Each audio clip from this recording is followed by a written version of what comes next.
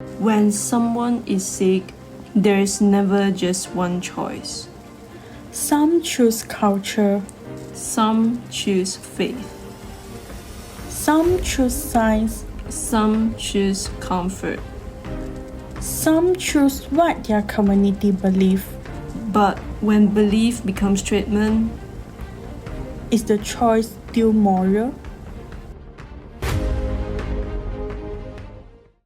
Traditional healing has existed since early human history, viewing health as a balance of body, mind, spirit, community, and nature. Practice such as ceremonies use ritual and herbs to address physical and spiritual imbalance. Traditional Chinese medicine, based on yin-yang and the five elements, emphasize prevention and harmony and is practiced worldwide. However, traditional healing raises ethical concerns because it often relies on cultural or spiritual belief rather than scientific evidence. Moral relativism explains its cultural exception, but harmful practice cannot be justified. Therefore, traditional healing should be accessed by balancing cultural respect with ethical responsibility and human well-being.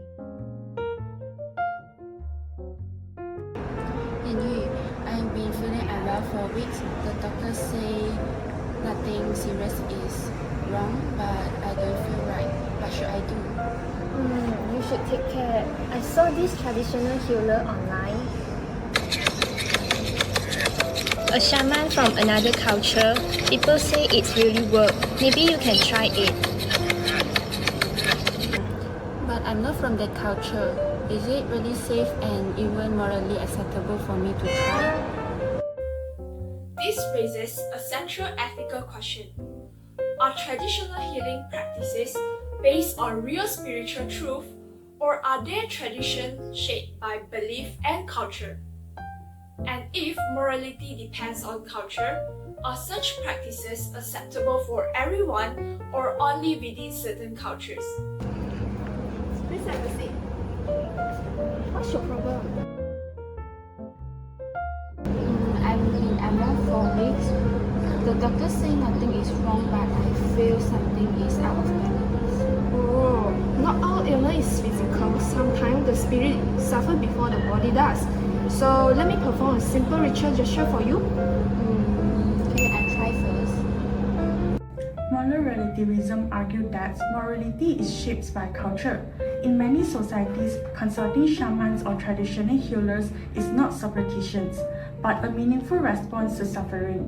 From this view, the practice is morally acceptable because it fits the community's belief. In rural parts of Southeast Asia or Africa, traditional healers are often the first points of care due to trust, accessibilities, and cultural familiarity. Your spirit is unbalanced. Something has disturbed your inner harmony. To fully remove it, you must stay higher. Huh? Higher? I give everything I have. If you refuse, the spirit may punish you. this is where moral relativism reaches its limit. If cultural acceptance alone justified all practices, then fear, coercion, and exploitation would also become morally acceptable. When a healer uses threats, emotional pressure, or demands increasing financial offerings, the practice shifts from care to control. At this point, cultural respect can no longer excuse harm, as such actions violate the human well-being. Hence, respect for tradition must stop where harm begins. I don't know if this works, but when I'm there, I feel more calm. This matters to me. From the perspective of ethical egoism, the patient's choice is guided by self-interest. Even without scientific proof, emotional relief, trust, affordability, and spiritual meaning are seen as personal benefits. In this view, consulting a traditional healer is morally acceptable because the individual believes it serves their well-being. Why are you questioning the healer? Our ancestors always trust the ritual. I'm not rejecting the tradition, I'm just afraid of being misled. If you refuse, people will think that you don't respect our culture. Moral relativism helps us understand why the patient is under pressure from the family, belief, Identity and the fear of social rejection are shaped by culture. Refusing the rite in this case is not only a medical decision, it's also perceived as a rejection of tradition. However, ethical reflection serves as a reminder that respect for culture should not force someone to act against their conscience or well-being. In addition to protecting people from harm and allowing choice, true respect for tradition should take sincerity, caring, and responsibility over force or fear. I can see fear in your eyes. If you wish to live, you may. Healing should be never be forced. Virtue ethics discuss morality based on character rather than only the result.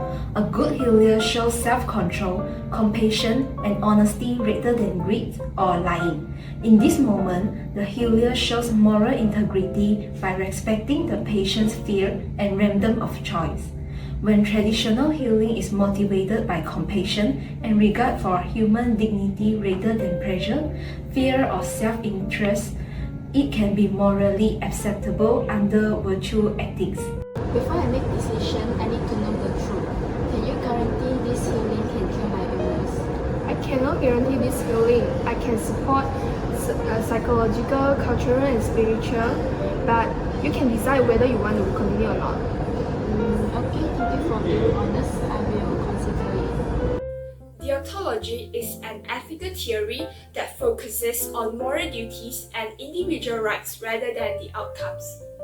In this sense, the healer fulfills the duty of honesty by explaining the limitation of the practice. The patient's response shows that autonomy and informed consent are respected, as the decisions are left entirely to the individuals.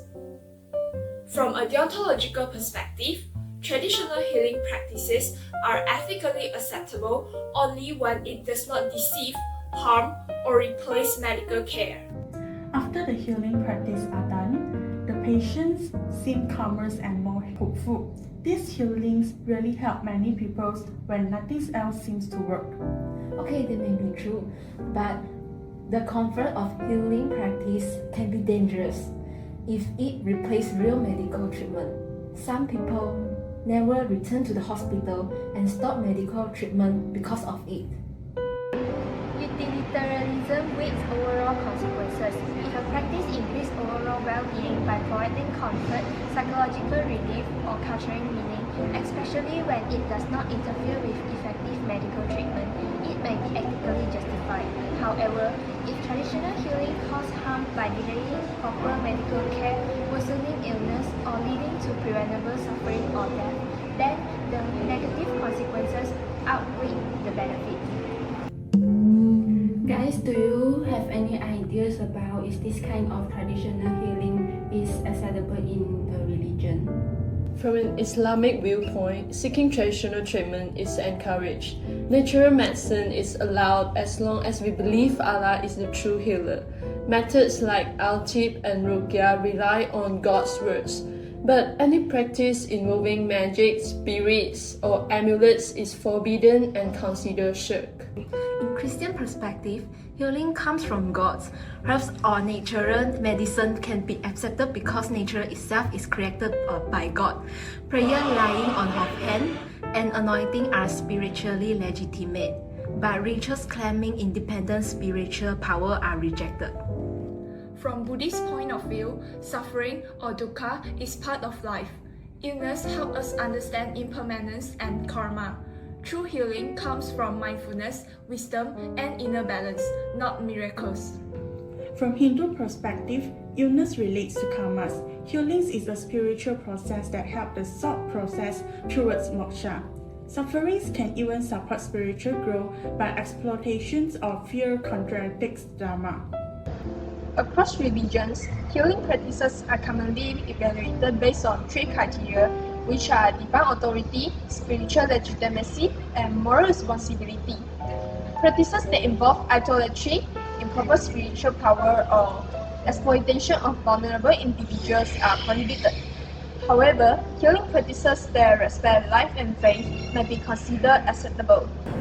I understand now. Healing is not just belief or tradition. It's must be judged by honesty, intention, and responsibility. I think I will go for the ritual tomorrow. Traditional healing cannot be evaluated from a single ethical viewpoint because it lies on the intersection of culture, religion, and healthcare.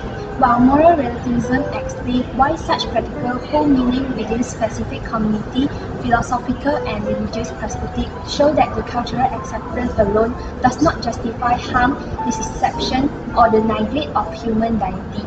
Therefore, traditional healing is neither inherent right nor wrong. Its moral value depends on context, informed consent, ethical responsibility, and the respect for human well-being.